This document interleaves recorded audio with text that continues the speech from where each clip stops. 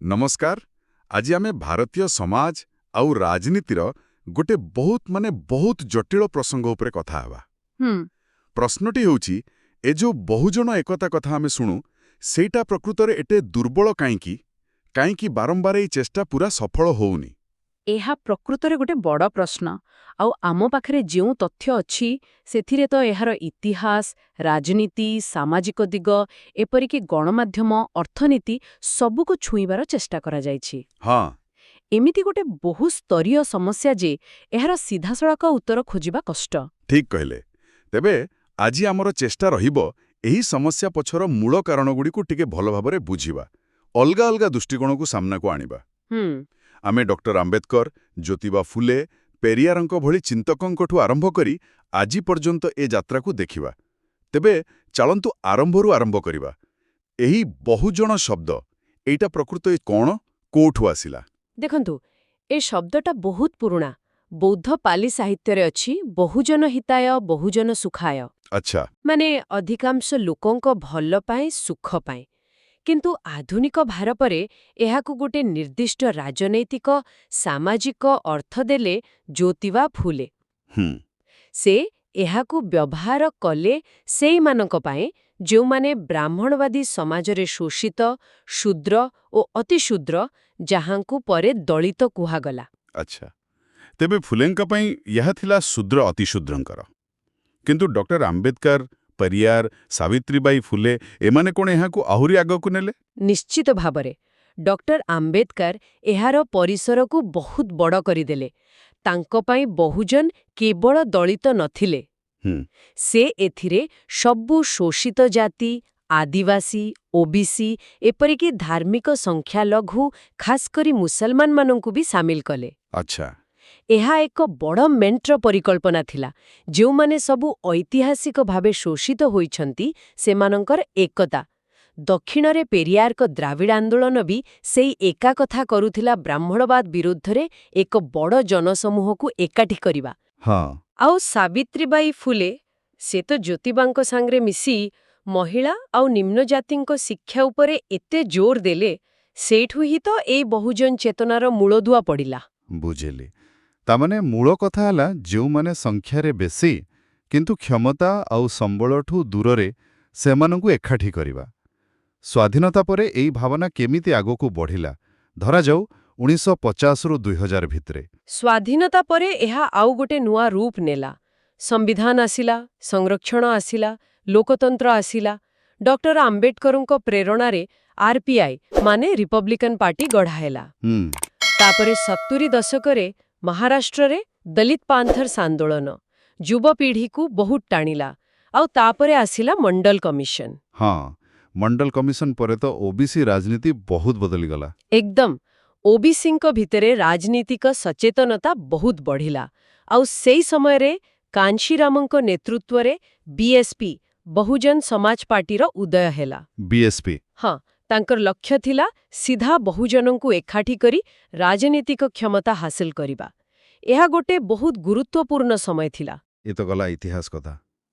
କିନ୍ତୁ ଆଜି ଯଦି ଦେଖିବା, ଏଇ ଦଳଗୁଡ଼ିକ ବିଏସ୍ପି ହଉ କି ଆର୍ପିଆଇର ବିଭିନ୍ନ ଗୋଷ୍ଠୀ ହୁଅନ୍ତୁ, ଏମାନଙ୍କ ଭିତରେ ଏତେ ଭାଗ ଭାଗ କାହିଁକି? ଗୋଟେ ଦଳ ଭାଙ୍ଗି ଚାରିଟା ହେଇଯାଉଛି, ନେତାଙ୍କ ଭିତରେ ଏତେ କନ୍ଦଳ କାହିଁକି? ଏହାର ବି କାରଣ ଅନେକ। ପ୍ରଥମ କଥା ହେଲା ନେତୃତ୍ୱ ପାଇଁ ଲଢ଼େଇ। ସମସ୍ତଙ୍କର ନିଜ ନିଜର ରାଜନୈତିକ ଇଚ୍ଛା, ଆକାଂକ୍ଷା ଥାଏ। ବ୍ୟକ୍ତିଗତ ମହତ୍ୱାକାଂକ୍ଷା, ଯାହା ପାଇଁ ଦଳୀୟ ଏକତା ପଛରେ ପଡ଼ିଯାଏ। ଦ୍ୱିତୀୟ କଥା, ବେଳେବେଳେ ଆଦର୍ଶଗତ ସ୍ପଷ୍ଟତା ରହେନି। ମୂଳ ଲକ୍ଷ୍ୟ କ'ଣ ଥିଲା? ସାମାଜିକ ନ୍ୟାୟ, ପରିବର୍ତ୍ତନ। ସେଇଠୁ ଧୀରେ ଧୀରେ ଖସି ଆସି କେବଳ ନିର୍ବାଚନ ଜିତିବା, କ୍ଷମତା ପାଇବା ଉପରେ ବେଶୀ ନଜର ରହିଲେ। ତାହେଲେ ବିଭାଜନ ସହଜ ହେଇଯାଏ। ଏକଦମ। କିନ୍ତୁ ଏଇଟା କ'ଣ ଖାଲି ଭିତର କଥା? ବାହାରୁ କିଛି ଚାପ ନାହିଁ? ମାନେ ଅନ୍ୟ ବଡ଼ ଦଳଗୁଡ଼ିକୁ କିଛି କରନ୍ତିନି? ନିଶ୍ଚୟ କରନ୍ତି। ବଡ଼ ଦଳମାନେ ତ ସବୁବେଳେ ଚାହାନ୍ତି ଏ ବହୁଜନ ଭୋଟ ବ୍ୟାଙ୍କ କେମିତି ଭାଙ୍ଗିବ। ସେମାନେ କ'ଣ କରନ୍ତି? ବହୁଜନ ସମାଜ ଭିତରେ ଯେତେ ଉପଜାତି ଅଛନ୍ତି ସେମାନଙ୍କୁ ଅଲଗା ଅଲଗା କରି ନିଜ ଆଡ଼କୁ ଟାଣିବାକୁ ଚେଷ୍ଟା କରନ୍ତି। ଫଳରେ ସେ ବଡ଼ ଏକତାଟା ହୁଏନି। ଆଉ ଏଇଠି ଆସୁଛି ଭୋଟ ବ୍ୟାଙ୍କ ରାଜନୀତି କଥା। ଏଇ ଭୋଟ ବ୍ୟାଙ୍କ ରାଜନୀତି ଏଇଟା କେମିତି ପ୍ରଭାବ ପକାଉଛି? ଏକତା ପାଇଁ ଭଲ ନା ଖରାପ? ଦେଖନ୍ତୁ, ଏହାର ଦୁଇଟା ପଟ ଅଛି। ଗୋଟେ ପଟେ କୌଣସି ଜାତି ବା ଗୋଷ୍ଠୀ ଏକାଠି ହୋଇ ନିଜର ଦାବି ରଖିବା ପାଇଁ ଏହା ଗୋଟେ ବାଟ ହୋଇପାରେ। କିଛି ସମୟ ପାଇଁ ହୁଏତ ନିର୍ବାଚନରେ ସଫଳତା ବି ମିଳିପାରେ। କିନ୍ତୁ ଅସଲ ସମସ୍ୟା ହେଲା ଏଇଟା ଜାତି ପରିଚୟକୁ ଆହୁରି ଶକ୍ତ କରିଦିଏ। ଫଳରେ ବିଭିନ୍ନ ବହୁଜନ ଗୋଷ୍ଠୀ ନିଜ ନିଜର ଛୋଟ ଛୋଟ କଥା ନେଇ ବ୍ୟସ୍ତ ରହିଯାଆନ୍ତି। ସେ ବଡ଼ ଏକତା କଥା ଆଉ ମନେ ପଡ଼େନି। ମାନେ ସ୍ୱଳ୍ପକାଳୀନ ଲାଭ ପାଇଁ ଦୀର୍ଘକାଳୀନ ଏକତା ବଳିଯାଏ। ହଁ, ଏଇଟା ବୋଧହୁଏ ସବୁଠୁ ବଡ଼ ଦୁଃଖର କଥା। ଏହା ହିଁ ବହୁଜନ ରାଜନୀତିର ଗୋଟେ ବଡ଼ ଟ୍ରାଜେଡି। ତାମାନେ ରାଜନୀତିରେ ଯାହା ଦେଖାଯାଉଛି ତାର ଚେର ସମାଜ ଭିତରେ ଆହୁରି ଗଭୀରରେ ଅଛି, ନୁହେଁ କି? କାରଣ ବହୁଜନ ମାନେ ତ ଗୋଟିଏ ଗୋଷ୍ଠୀ ନୁହେଁ। ଏଥିରେ ଦଳିତ ଅଛନ୍ତି, କେତେ ପ୍ରକାର ଓବିସି ଅଛନ୍ତି, ଆଦିବାସୀ ଅଛନ୍ତି, ମୁସଲମାନ, ଅନ୍ୟ ସଂଖ୍ୟାଲଘୁ ବି ଅଛନ୍ତି। ଏମାନଙ୍କ ଭିତରେ ଏତେ ଭେଦଭାବ କାହିଁକି? ଶ୍ରେଣୀବଦ୍ଧ ଅସମାନତା। ଶ୍ରେଣୀବଦ୍ଧ ଅସମାନତା। ହଁ, ଭାରତର ଜାତି ବ୍ୟବସ୍ଥା ଗୋଟେ ସିଢ଼ି ପରି। ପ୍ରତ୍ୟେକ ଜାତି ନିଜକୁ ତା ତଳ ଜାତିଠୁ ବଡ଼ ଭାବେ ଆଉ ନିଜେ ତା ଉପର ଜାତି ଦ୍ୱାରା ଦବି ହେଇ ରହେ। ଆଚ୍ଛା। ଫଳରେ କ'ଣ ହୁଏ, ଯେଉଁମାନେ ସମସ୍ତେ ଗୋଟିଏ ବ୍ୟବସ୍ଥାର ଶିକାର, ସେମାନେ ନିଜ ନିଜ ଭିତରେ ବି ଲଢ଼ନ୍ତି। ଆପଣ ଦେଖିବେ ଅନେକ ଜାଗାରେ ଦଳିତମାନଙ୍କ ଉପରେ କିଛି ପ୍ରଭାବଶାଳୀ ଓବିସି ଜାତିର ଲୋକ ଅତ୍ୟାଚାର କରନ୍ତି। ହଁ, ଏମିତି ଖବର ତ ଆସେ। ଜମି, ପାଣି, ସାମାଜିକ ସମ୍ମାନ ଏସବୁକୁ ନେଇ ଏମାନଙ୍କ ଭିତରେ ସଂଘର୍ଷ ଲାଗି ରହିଥାଏ। ଏହା ବଡ଼ ବିଚିତ୍ର କଥା। ତାମାନେ ଆପଣ କହୁଛନ୍ତି ଯେ ଜାତି ବ୍ୟବସ୍ଥାର ଡିଜାଇନ ହିଁ ଏମିତି ଯେ ଯେଉଁମାନେ ଏକାଠି ହେବା କଥା ସେମାନେ ପରସ୍ପର ବିରୋଧରେ ଲଢ଼ନ୍ତି। ଏକଦମ ଠିକ୍। ଏହି ଯୋଉ ଭିତରର ବିରୋଧାଭାସ, ଏଇଟା ହିଁ ବହୁଜନ ଏକତାର ସବୁଠୁ ବଡ଼ ବାଧା। ଯେତେବେଳେ ଆପଣଙ୍କୁ ନିଜ ପାଖ ଜାତି ସାଙ୍ଗରେ ହିଁ ଲଢ଼ିବାକୁ ପଡ଼ୁଛି, ସେତେବେଳେ ଗୋଟେ ବଡ଼ ଶତ୍ରୁ ବିରୋଧରେ ଏକାଠି ହେବାର ଭାବନା ଆସିବ କେମିତି? ଆଉ ଏଇଥିପାଇଁ ବୋଧେ ନିଜର ଉପଜାତି ବା ଛୋଟ ଗୋଷ୍ଠୀର ପରିଚୟଟା ସେ ବଡ଼ ବହୁଜନ ପରିଚୟ ଉପରେ ଭାରି ପଡ଼ିଯାଏ। ହଁ, କାରଣ ନିଜ ଜାତିଟା ବେଶୀ ପାଖର, ବେଶୀ ଭାବନାତ୍ମକ। ନିଜ ଗୋଷ୍ଠୀର ତତ୍କାଳ ସ୍ୱାର୍ଥ, ଚାକିରି ହେଉ, କିଛି ସରକାରୀ ସୁବିଧା ହେଉ, ସାମାଜିକ ସ୍ଥିତି ହେଉ, ସେଇଟା ବେଶୀ ଗୁରୁତ୍ୱପୂର୍ଣ୍ଣ ଲାଗେ। ବହୁଜନ ଏକତା ଗୋଟେ ବଡ଼ କଥା, ଗୋଟେ ବୈଚାରିକ ଲକ୍ଷ୍ୟ। ସେଥିପାଇଁ ନିଜର ସେଇ ଛୋଟ ପରିଚୟରୁ ଟିକେ ଉପରକୁ ଉଠିବାକୁ ପଡ଼ିବ। ଏଥିପାଇଁ ଗଭୀର ଚିନ୍ତା ଆଉ ଲଗାତାର ସଚେତନତା ଦରକାର, ଯାହାକି ସବୁବେଳେ ଦେଖାଯାଏନି। ଏହା ତ ଗଲା ସମାଜ ଭିତରର କଥା। ଏବେ ଟିକେ ଆସିବା ବିଚାରର ଦୁନିଆକୁ। ମିଡିଆ, ଶିକ୍ଷା, ସଂସ୍କୃତି ଏସବୁରେ ବହୁଜନଙ୍କ କଥା, ତାଙ୍କ ଦୃଷ୍ଟିକୋଣ କେତେ ଶୁଣିବାକୁ ବା ଦେଖିବାକୁ ମିଳେ? ଏହାର ଅଭାବ କିଛି ପ୍ରଭାବ ପକାଉନି? ଏଇଟା ଆଉ ଗୋଟେ ବହୁତ ବଡ଼ କଥା।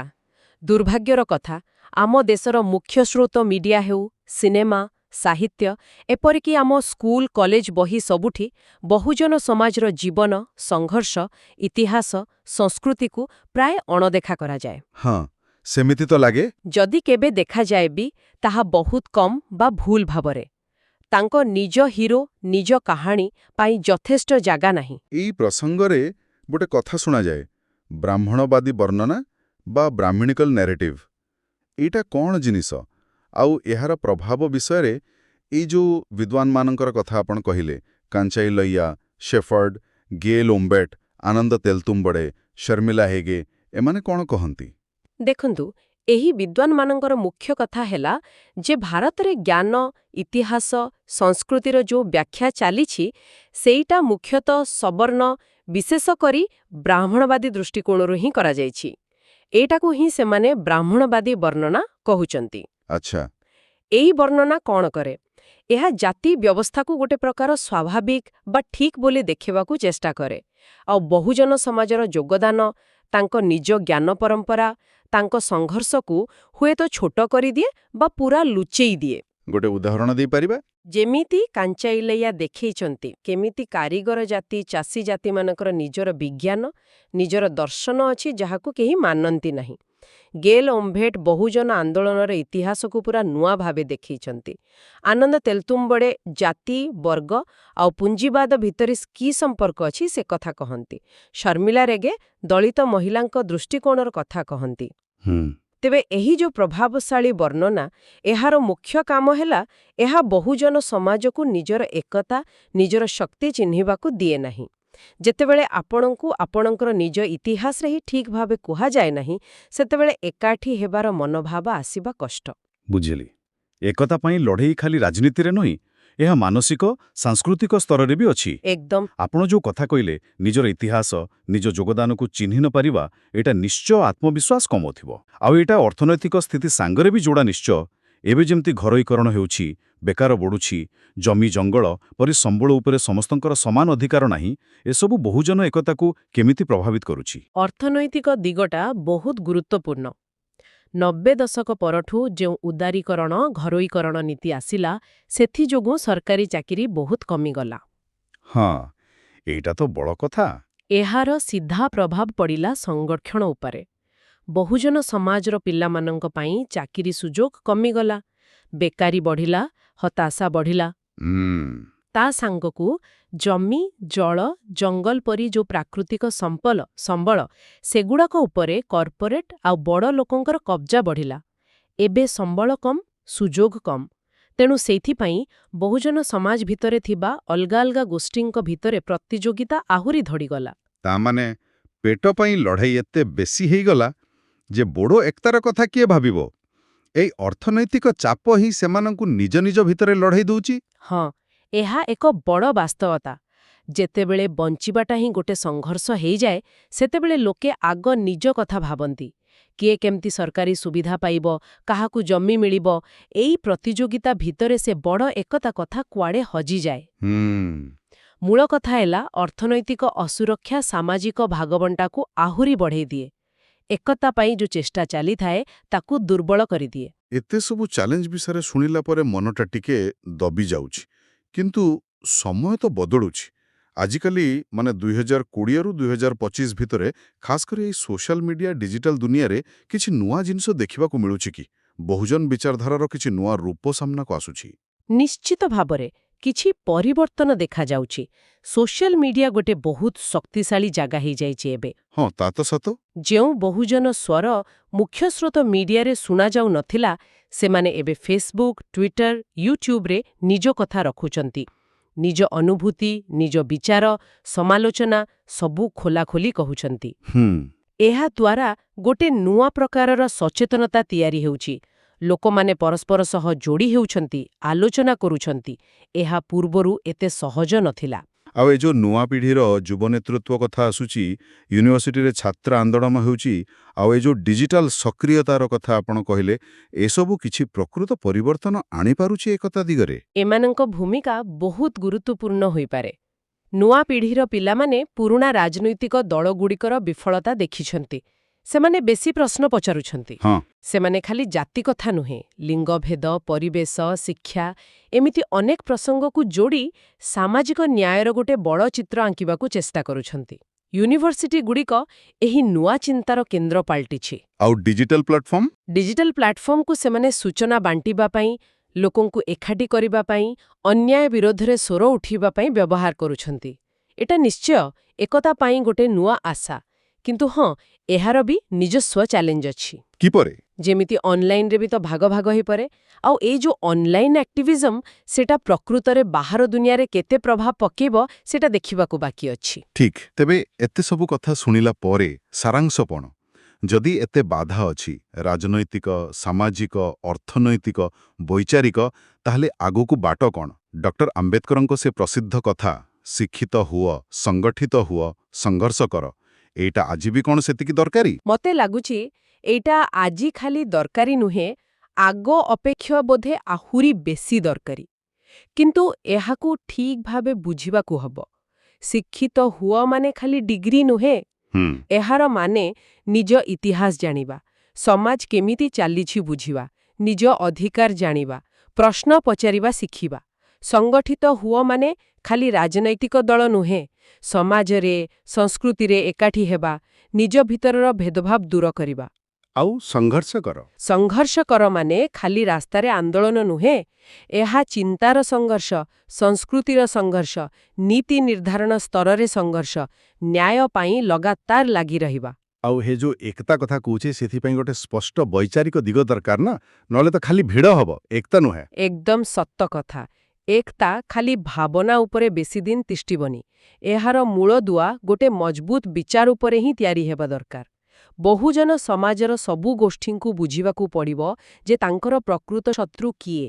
ସେ ଜାତି ବ୍ୟବସ୍ଥା ହେଉ, ସାମାଜିକ ଅନ୍ୟାୟ ହେଉ କି ଅର୍ଥନୈତିକ ଶୋଷଣ ହେଉ।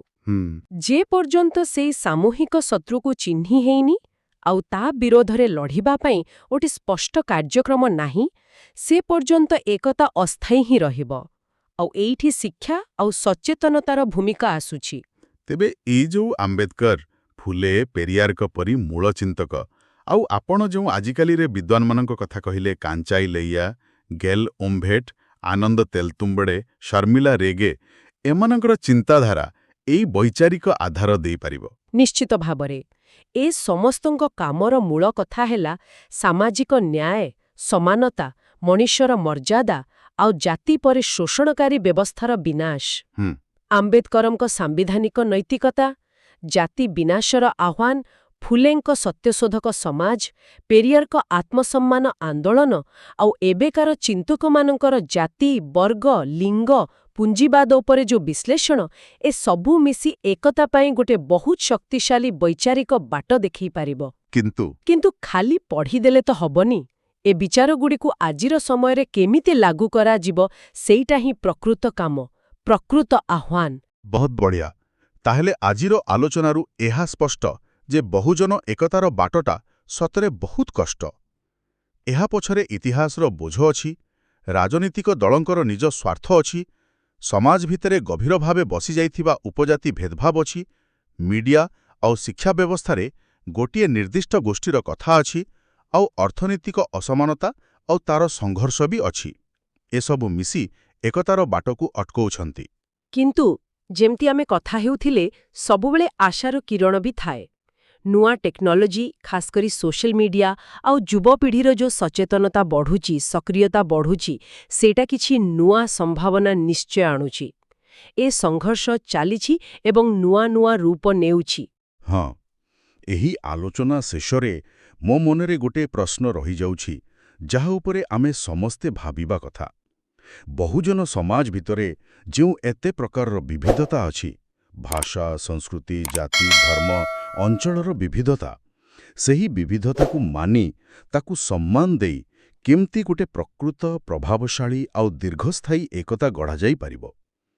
ଏମିତି ଏକତା ଯାହା ଖାଲି ନିର୍ବାଚନ ଜିତିବା ପାଇଁ କିଛି ଦିନର ମେଣ୍ଡ ନ ହେଇ ସତରେ ଗୋଟେ ବଡ଼ ସାମାଜିକ, ସାଂସ୍କୃତିକ ଆଉ ଅର୍ଥନୈତିକ ପରିବର୍ତ୍ତନ ଆଣିପାରିବ। ଏହା ଉପରେ ବୋଧହୁଏ ଆହୁରି ବହୁତ ଚିନ୍ତା କରିବା ଅଛି।